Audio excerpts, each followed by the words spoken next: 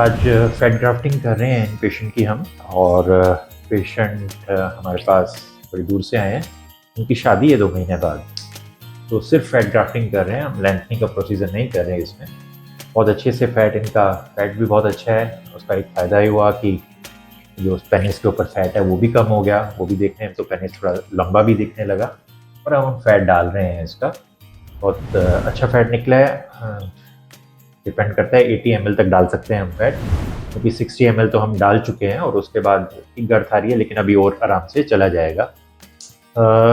इसके कुछ प्रिंसिपल्स हमने, आप जानते हैं कि सर्जरी सबसे पहले हमने शुरू की और इसके कुछ प्रिंसिपल्स बनाए हैं। 4 प्रिंसिपल्स हैं इसके। इसमें से एक बहुत इम्पॉर्टेंट प्रिंसिपल है कि पेनिस को डिस्टर्ब नहीं करना। जो आमतौर पे बहुत डॉक्टर्स कंप्लेंट करते हैं, वो कहते हैं कि पेनिस में एब्जॉर्ब हो जाता है, ये हो जाता है। उसका मेन रीज़न है पेनिस में एक तो फैट ठीक तरह से प्रोसेस ना हुआ हो, दूसरा ठीक से आपने डाला ना, और तीसरा अगर पेनिस उसके बाद हिलता रहेगा तो वो फैट एब्जॉर्ब ज़्यादा होगा।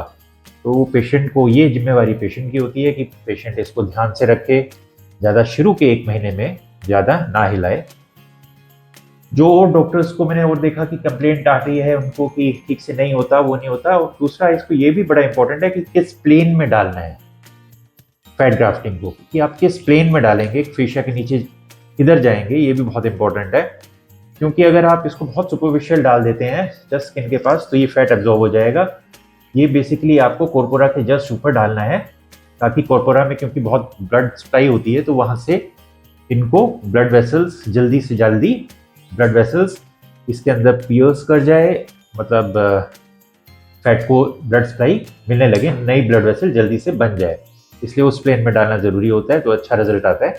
और अगर आप इसका रिजल्ट देखना चाहते हैं, इस पेशेंट का तो नहीं, अगर इसका पेनाइल लेंथनिंग फैट ग्राफ्टिंग का, तो हमने नीचे लिंक डाल रखे हैं, आप उसमें देख सकते हैं कि किस तरह के रिजल्ट आते हैं। कुछ लोगों को ये डाउट होता है कि ये क्या जो फैट ग्राफ्टिंग हमने की है, ये क्या दोनों फ्लैसिड स्टेट में as well as erect state में, मतलब तनाव के साथ और तनाव के बिना, क्या दोनों में मोटा हो जाएगा? जी हाँ, दोनों में मोटा हो जाएगा।